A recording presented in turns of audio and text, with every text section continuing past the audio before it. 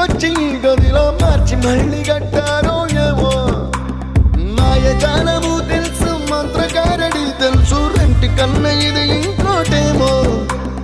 నీలాకాశం నేలాకొస్తే